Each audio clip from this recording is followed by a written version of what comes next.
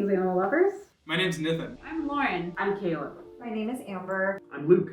We're a diverse collective of voters, volunteers, and small donors working together to build a political movement that will end the farming of animals. PATH is currently running 2 different ballot initiatives in Denver, 1 to close slaughterhouses and 2 to ban the sale of fur products. Ballot initiatives are a unique democratic process that only exists in 5 countries globally, and about half of US states let ordinary citizens initiate them. This is an incredibly special opportunity for us to put animal rights issues directly in front of voters as a question of public policy, which our research has shown is key to unlocking broad support for our goals. Our goal in Denver is to set a shocking precedent that captures national attention and reframes the animal rights movement as a critical political issue. Together, we'll firmly establish that animal freedom can't be ignored any longer. These initiatives will be the starting point for a campaign that will build strength and initiate ballot measures for cities and states across the country. In the United States, ballot measures appear on Election Day in the form of questions when you go to vote. The Campaign for Pro-Animal Future is an initiated measure that is a legally binding petition. Our time is limited, with only 6 months to collect 9,000 ballot signatures per measure from individuals who are registered to vote in Denver. We're optimistic that the measures will get on the ballot. In the next 6 months, we're looking to collect around 32,000 signatures altogether from the 2 measures. Our goal is higher than the roughly 18,000 ballot signatures because some signatures will be rejected due to outdated registration or illegible handwriting. In 2021, voters in Boulder banned fur sales through a ballot measure. In a city of 100,000 people, that measure passed by just 640 votes, which is close enough that a bit of campaigning by the opposition could have changed the result. From what we know, we think it's very likely that the Slaughterhouse measure in Denver will be this close or closer. This campaign is going to be won or lost based on the number of voters we can contact and persuade to vote yes.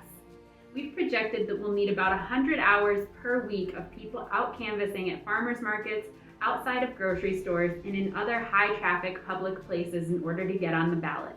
In order to win, we will need to build the biggest voter outreach machine that has ever existed in the history of political animal rights in the US.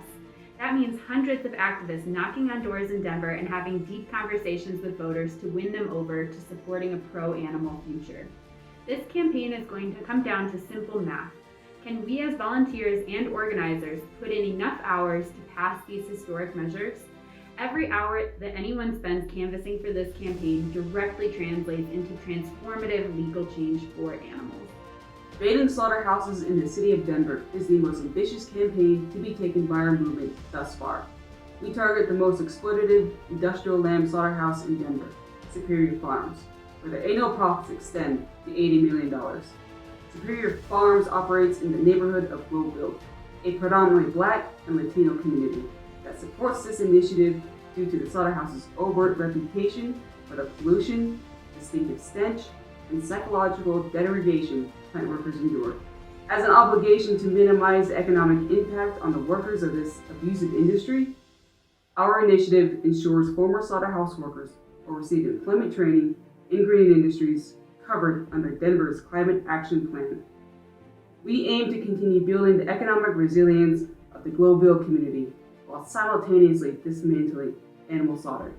Pro-Animal Future is also petitioning for a ballot measure to ban the sale of new fur products in Denver. The anti-fur movement is growing every year, with states like California and cities like Boulder enacting fur bans. We anticipate the majority of Denver voters to be in alignment with a fur ban. From speaking with the public, the general consensus is that animal-based fur is no longer socially acceptable. With a plethora of ethical consumer options, animal suffering and death for fashion is unnecessary cruelty. There are currently several stores in Denver that sell fur coats and accessories made from the slaughter of animals such as foxes, minks, chinchillas, rabbits, raccoons, and beavers.